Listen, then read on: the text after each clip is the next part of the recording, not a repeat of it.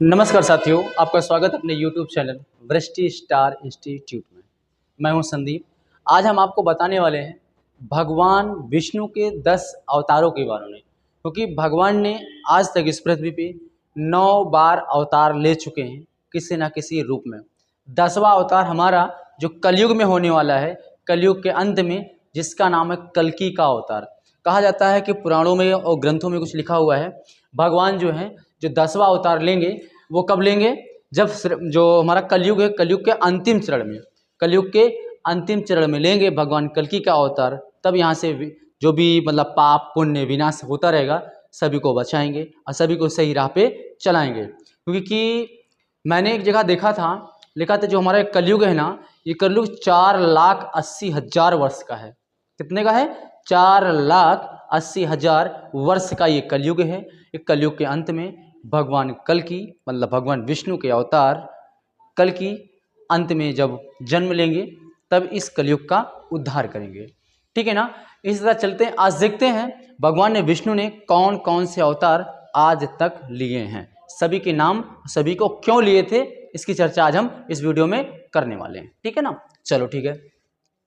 सबसे पहला जो अवतार था भगवान का, सबसे पहला अवतार वो था मत्स्य का अवतार। किसका? मत्स्य, मत्स्य अवतार। अब ये मत्स्य अवतार क्या है?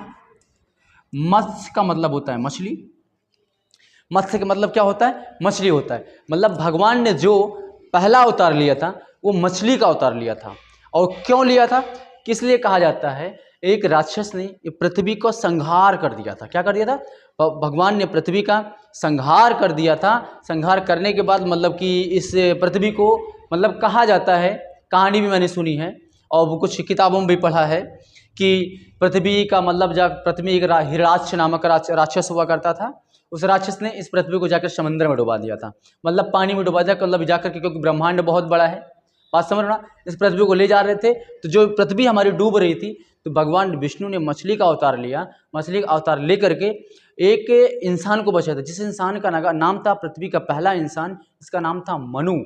भगवान विष्णु ने मछली का अवतार लेकर के मनु को बचाया था। मनु को बचा करके, मनु को बचाने के बाद धरती को बचाया, फिर मनु को बचाया। मनु को बोला, उनको सारी ज्ञान, सारा शिक्षा दी कि पृथ्वी अब क्या करना है, पृथ्वी का ये उद्धार कैसे होएगा, पृथ्वी चलेगी कैसे। तो भगवान ने, विष्णु ने मछली का अवतार लेकर के क्या हुआ, मनु को बचा करके तो पृथ्वी को बचाया था। इतनी बात समझ में आई। और दूसरा अवतार जो था हमारा वो कूर्मा अवतार था। दूसरा अवतार क्या है? दूसरा अवतार हमारा कूर्मा अवतार है। दूसरा अवतार कूर्मा अवतार, कूर्मा अवतार, कूर्मा अवतार। अब ये कूर्मा अवतार क्या है? देखो, कूर्मा अवतार के बारे में समझते हैं। कूर्मा अवतार वो हुआ कि भगवान विष्णु ने अवतार कछुए का, कूर्मा का मतलब क्या होता है? कछुआ होता है। कछुआ का अवतार कब लिया था? जब समुद्र मंथन चल रहा था, समुद्र मंथन चल रहा था, तो उसमें एक मंचला नाम का एक पर्वत था। उस पर्वत को रख करके देवताओं ने और राक्षसों ने मिलकर समुद्र का मंथन कर रहे थे, जिसमें से विष निकला था, कुछ कन्याएं निकली थी, 7 घोड़े निकले थे, बहुत सारे निकले थे। उसमें अमृत भी निकला था। इसमें से अमृत कहा जाता है कि जो अमृत निकला था वो राक्षसों और देवताओं के बीच में छीना झपटी की वजह से उसमें से कुछ कुछ बूंदें गिरी हैं। कहाँ पे गिरी? जहाँ पे आज टाइम कुंभ मेला लगता है। आज उनका प्रयागराज में एक गिरा है, एक उज्जैन में लिखा गिरा है, नासिक में गिरा है। से 5 जगहों पे क्या हुआ था, ये 5 बूंदें गिरी थी। उन्हीं बूंदों की वजह से कहा जाता है कि कुंभ मेला लगता है। बस समझो ना। तो जो हमारा मंचला पर्वत था, मंचला पर्वत की वजह से समुद्र में डूब रहा था, तो समुद्र मंथन सही से नहीं हो रहा था। तो भगवान विष्णु ने कछुए का अवतार लिया। कछुए का अवतार ले करके उस मंचला पर्वत के नीचे, मतलब मंचला पर्वत को अपनी पीठ पे लेकर के, तो समुद्र मंथन का जो कार्य था वो सफल किया था। कब किया था? कछुए का रूप लेकर के। और उसके बाद दूसरा अवतार हो गया। तीसरा अवतार कौन सा है? तीसरा अवतार है ये भगवान का तीसरा अवतार बोला जाता है वराह अवतार लिए थे। क्या लिखे थे? वराह अवतार। तीसरा अवतार वराह, वराह अवतार, वराह अवतार लिए थे। क्या लिए थे? वराह अवतार। बात समझ रहे हो ना? वराह अवतार लिए थे भगवान विष्णु ने वराह अवतार। ये वराह अवतार क्या है? वराह अवतार का मतलब ये हुआ कि भगवान ने सुअर का अवतार लिया था। क्या वराह मतलब क्या होता है? वराह मतलब क्या होता है? सुअर होता है। वराह का मतलब क्या होता है? सुअर होता है। सुअर का अवतार लिया तो अपने दांत से पृथ्वी को बचाया था। किसने? भगवान ने दांत से पृथ्वी को बचाया था। तो इसलिए सुअर का अवतार लिया था भगवान ने। बात समझ लो ना। आगे चौथा अवतार देख लेते हैं। चौथा अवतार कौन सा है भगवान का? चौथा अवतार है नरसिंह अवतार। आपको सबको पता भी होगा चौथा अवतार हमारा कौन सा है? नरसिंह। नरसिंह अवतार। नरसिंह अवतार भगवान विष्णु ने चौथा अवतार लिया था। चौथा अवतार हमारा कौन सा है? नरसिंह का अवतार है। तो बस समझ लो नहीं, नरसिंह अवतार। नरसिंह अवतार का मतलब ये होता है, आप लोगों ने मूवी में भी देखा है और इस कहानी भी सुनी है कि नरसिंह ने, भगवान ने आधा शेर का आधा इंसान का रूप बना करके एक हिरणाक्ष नामक राक्षस, मतलब हिरण्याकश्यप जिसको बोलते हैं, उनके पुत्र भक्त प्रहलाद, उनके क्या तो हिरण्याकश्यप को भगवान ने, क्योंकि जो हमारा हिरण्याकश्यप था, हिरण्याकश्यप को एक वरदान मिला था, भगवान ने वरदान दिया था कि हिरण्याकश्यप जो है वो ना तो दिन में मरेगा, ना रात में मरेगा, ना किसी तलवार से मरेगा, ना मतलब ना किसी शस्त्र से भी नहीं मरेगा, किसी इंसान से भी नहीं मरेगा, किसी भगवान से भी नहीं मरेगा। उसको कहा गया है कि ना दिन में, ना रात में, ना इंसान, ना भगवान, ना किसी शस्त्र, कोई उसको किसी तरीके से वो मार नहीं सकता है। बात समझ रहे हो ना? नहीं मर सकता है। इसकी वजह से हिरण्याकश्यप को घमंड बहुत ज़्यादा हो गया था सॉरी, हिरण्याकश्यप को घमंड बहुत ज़्यादा हो गया था। घमंड होने की वजह से कि उसको ये घमंड था कि उसको कोई मार नहीं सकता, क्योंकि उसको वरदान मिला था, ना इंसान, ना भगवान, ना कोई शस्त्र, ना दिन, ना रात। क्योंकि इंसान मरता क्या? दिन में मरता तो रात में मरता है। इंसान मरेगा तो शस्त्र से मरेगा, तो बीमारी से मरेगा। लेकिन उसके तो भगवान, कोई ना भगवान मार सकता है ना इंसान मार सकता है। सो घमंड था, इसकी वजह से भगवान तो विष्णु है भाई, छलिया ही कहलाते हैं। किसी का रूप लेकर के, कोई भी रूप लेकर के वो आ सकते हैं। तो उन्होंने नरसिंह का रूप धारण किया। शाम के समय में एक डेहरी समझते हो ना, जो घर का दरवाजा होता है, डेहरी पे उनको वरदान था, ना जमीन में ना आसमान में कहीं नहीं मरेगा। तो जो डेहरी होती है, डेहरी ना जमीन में है ना आसमान में है, शाम को इसको गलगला बोलते हैं। शाम के समय भगवान विष्णु ने उनको नरसिंह का अवतार लेकर के अपने ऊपर जांग पे बैठा करके अपने पंजे से पेट को फाड़ दिया था, इसलिए भगवान ने नरसिंह का अवतार लिया था। इतनी बात समझ, चौथा था समझ में आया। चौथा के बाद पांचवा अवतार है। पांचवा अवतार है भगवान का पांचवा अवतार। पांचवा अवतार कौन सा? वामना अवतार। क्या है पांचवा अवतार? क्या है पांचवा? हमारा वामना अवतार है भगवान का। वामना अवतार भगवान विष्णु का पांचवा अवतार है। पांचवा अवतार क्या है? वामना अवतार। अब ये वामना अवतार क्या होता है? वामना अवतार ये होता है, भगवान ने एक बौने का रूप लिया था। क्या? बौना, मतलब कि एक बौना ब्राह्मण बन के आए थे। किसके? एक महाबली नाम का राक्षस था, जिन्होंने आकाश, पाताल, मृतलोक, तीनों लोक को जीत लिया था। जीत लिया था। महाबली का एक कहना था कि महाबली के यहाँ कोई भी भिक्षुक आएगा तो वो खाली हाथ नहीं जाएगा। का वो कहने मतलब साफ साफ था, मैंने तीनों लोक का राजा हूँ, मैं तीनों लोक को जीत लिया हूँ। अगर हमारे यहाँ से कोई भिक्षुक अगर वापस चला जाए बिना दान लिए हुए चला जाएगा, तो हमारा तीनों लोक का राजा होना बेकार है। बात समझ लो ना, कि तीनों लोक का राजा होना बेकार है। इसकी वजह से क्या, जो महाबली थे, महाबली ने तो महाबली के यहाँ भगवान विष्णु ने कौन सा अवतार लिया था? वामना अवतार लिया। तो भगवान विष्णु ने देखो वामना का मतलब क्या होता है? बौना समझते, छोटा रूप। तो भगवान ने छोटा रूप लिया। छोटा रूप लेकर के भगवान वो महाबली के यहाँ गए, भिक्षांदेही करने लगे। अब भिक्षांदेही कर रहे थे, तब उसने महाबली निकले। महाबली बोले कि बोलिए महाराज, आपको क्या चाहिए? बोले भिक्षा चाहिए आपसे। तब बोले कि आप बोलिए तो भिक्षा में क्या चाहिए? तो महाबली थे। महाबली से भगवान विष्णु ने जो ब्राह्मण बौनी का रूप रख के गए थे, ब्राह्मण लेकर के, उन्हें बोला कि हमें आपके यहाँ से जो मांगूंगा वो मिलेगा। तो महाबली ने कहा, आप बोलिए तो सही, हम तीनों लोकों के राजा हैं, हम तीनों लोकों के मालिक हैं, आप बोलिए आपको क्या चाहिए? बोले आप दे नहीं पाओगे। आप बोलिए हम आपको खाली हाथ नहीं जाने देंगे। तो भगवान देखो, भगवान विष्णु है, छलिया तो छलिया है ही। उन्हें छल क्या किया था? तो भगवान ने तो महाबली को कहा, हम ऐसे नहीं मानेंगे कि आप हमारी बातें को मांग को पूरा करोगे। बोले आप जल लीजिए, जल लेने के बाद हमें वचन दीजिए कि आपकी बातों को हम अवश्य पूरा करेंगे। तो जानते हो महाबली थे। महाबली ठीक है तथास्तु, कोई बात नहीं। वो जल लेकर के उनसे प्रण ले लिए। कौन? भगवान विष्णु ले लिए, मतलब वामना, मतलब बौने, जो छोटा बौना ब्राह्मण था, ले लिया।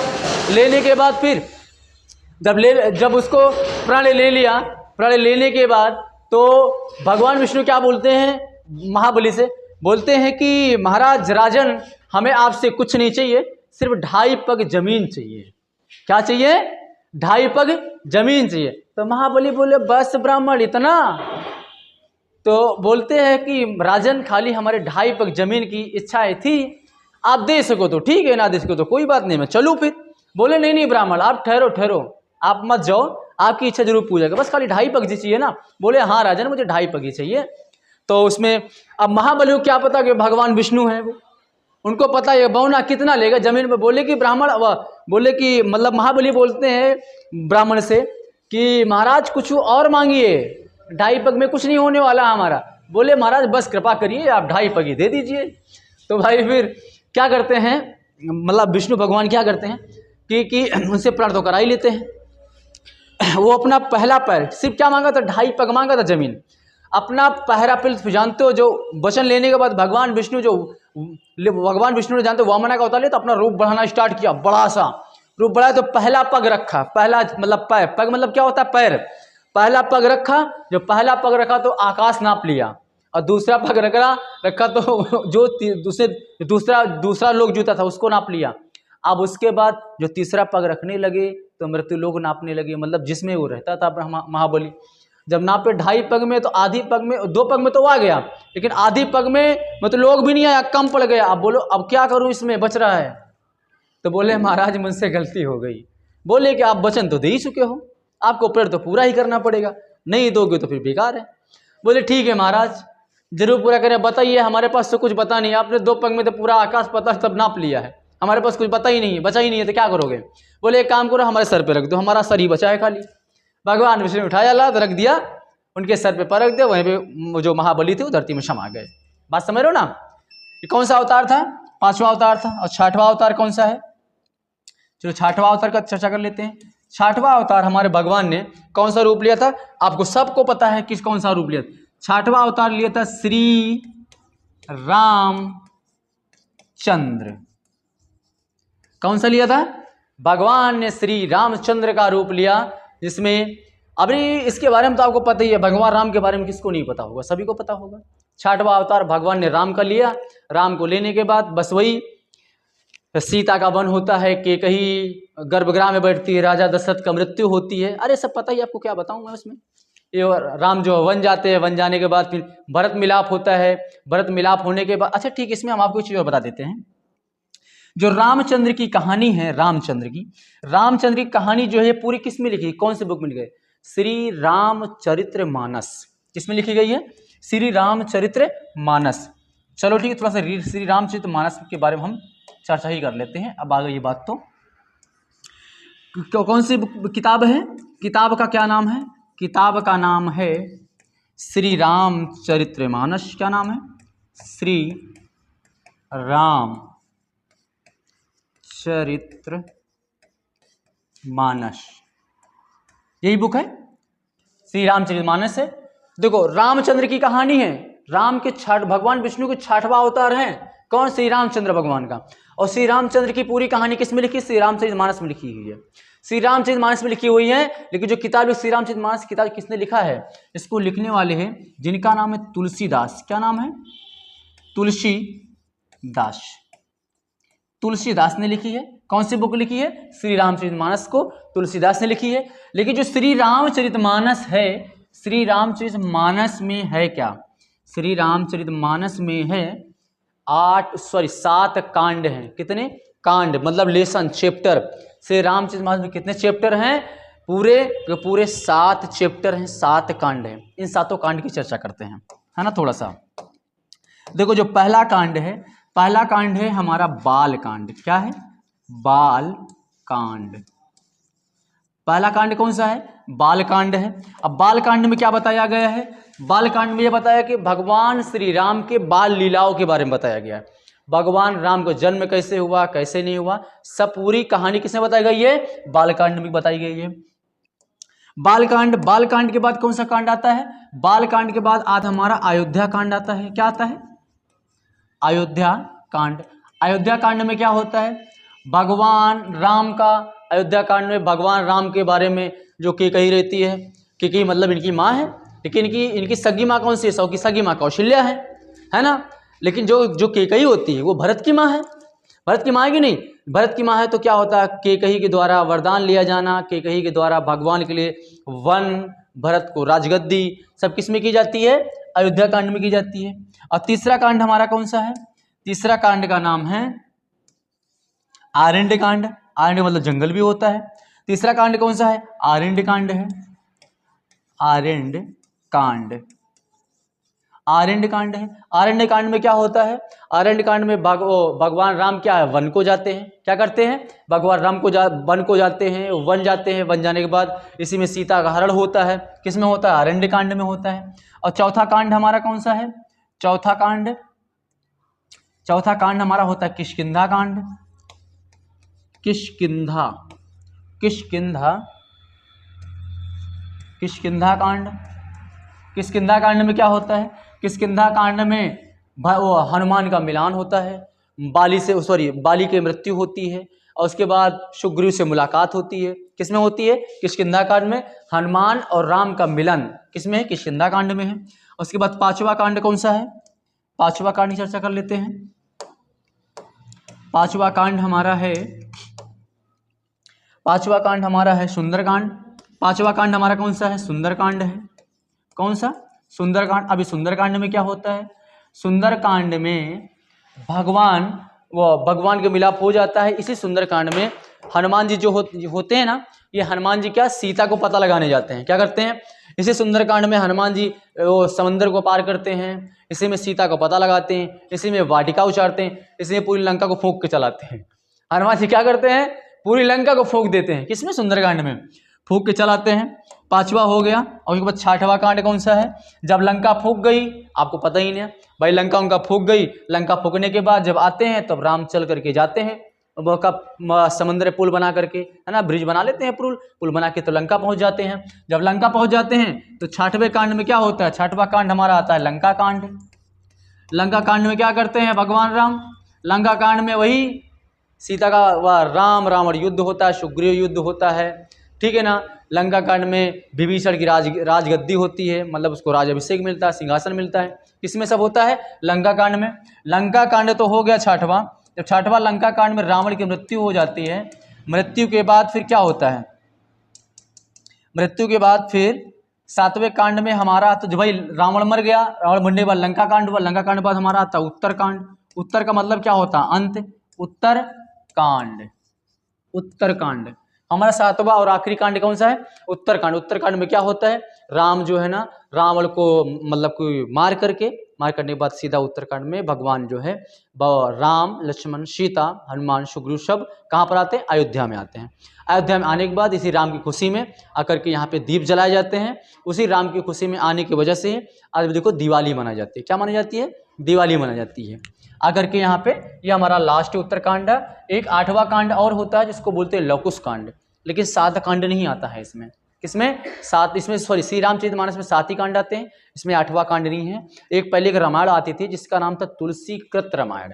तुलसी कृत रामायण, उसमें लवकुश कांड भी है। 8वां कांड कौन सा? लवकुश कांड। क्या होता है लवकुश कांड में? क्या होता है? वही सीता संवाद होता है, लवकुश होते हैं, लवकुश गाना, सीता का घर वन हो जाता है। इसमें क्या होता है? लवकुश कांड में होता है।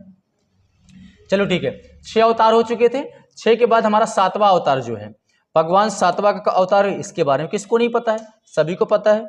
7वां अवतार हमारा जो होता है, 7वां अवतार हमारा भगवान श्री कृष्ण का अवतार होता है। कौन सा होता है? 7वां अवतार। ये 6 अवतार हो गए ना? हाँ, 6 अवतार हो चुके हैं। 6 अवतार में से हमारा 7वां अवतार होता है। 7वां हमारा होता है श्री कृष्ण अवतार। श्री कृष्ण का अवतार लेते हैं। श्री कृष्ण के बाल लीलाओं के बारे में किसको नहीं पता है? हर किसी को पता है, कंस को मारते हैं। श्री कृष्ण होती है। 7वां हो गया, 7वां अवतार। अब उसके बाद 8वां अवतार हमारा कौन सा है? हमारा 8वां अवतार जो लेते हैं भगवान, 8वां हमारा अवतार लेते हैं वो परशुराम का। कौन सा? परशुराम